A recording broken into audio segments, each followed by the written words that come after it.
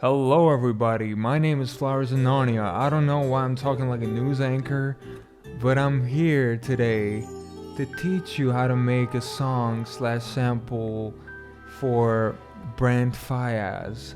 You know, his new album just came out recently, and I'm gonna be honest, I haven't listened to the full thing. I'm not a music critic, I don't need to listen to the full thing. I can just listen to like 3 songs and get the gist of it. So let me just go ahead and show you the sample, and I'll break it down on how I did it later.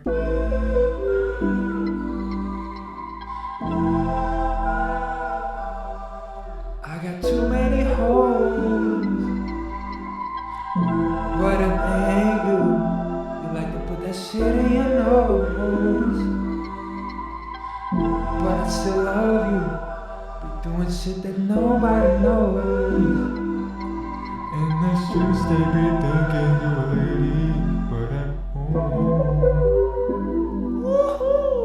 home, you can't lie to me, this shit was very good. Like, I'm not even tooting my own horn, this is just objectively good, like pleasing to hear. A fly is flying in front of my face. It's summer, please understand. The weather climate is really good for flies right now. I don't know why I'm talking about flies in a beat making video. So yeah, when you hear Brent's music, usually what he likes to do, because he makes R&B, is he likes to incorporate some nostalgia in there, like early 2000s. And I decided to do that with the synth choice, and I added that chord monopoly. And I don't know, this is not early 2000s, but I think it was predominantly used like in the 80s, 90s, early 2000s. And yeah, I decided to go with this, and I came up with a fairly simple chord progression, which sounds like this.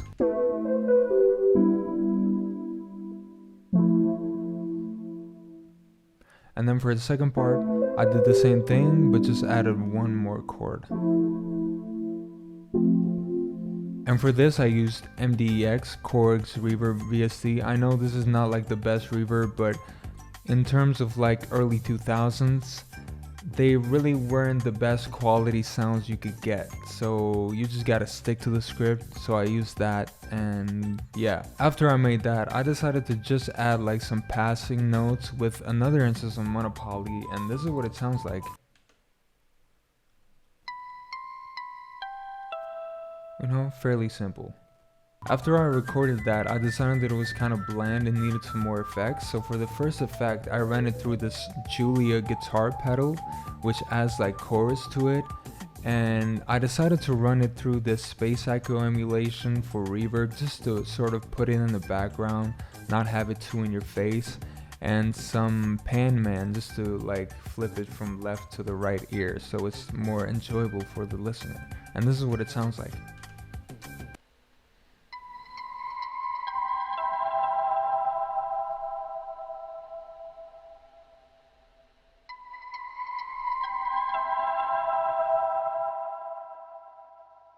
After I made these 2 first layers, I decided that it was time to add the classic Brent Faiyaz-esque vocals, and I decided to just make a quick riff and record it 3 times over so it sounds nice and fat, and this is what it sounds like.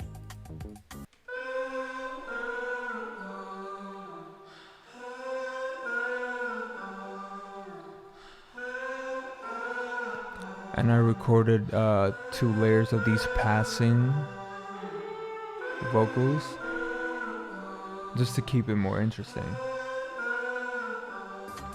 And I recorded each layer separately, as you can see, and I ran it through this TR5 Sunset Reverb, which is my favorite reverb, and this is actually on 100% wet.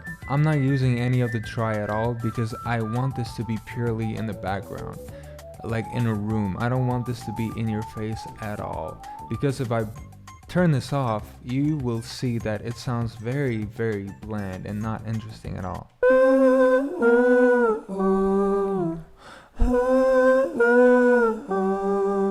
It's crazy what just one VST can do to a whole sound. And after I recorded those vocals, I decided to render them out and use them for another section in the arrangement, but this time pitched up 1 octave. But what happens when you pitch vocals up 1 octave is they tend to get really harsh, the high frequencies especially. So what I did to combat those high frequencies is not use an EQ because EQs sound too bland, but instead use a vocoder, which adds a lot of artifacts. And that's what you want to do mainly with this type of music making, is you want to introduce as much artifacts as you can, because this is not something you can recreate on purpose. This is not a melody you can play. A musical artifact, or rather an effect artifact, is something you cannot recreate, and it's something that really makes your audios much more appealing to listen to. And listen to this.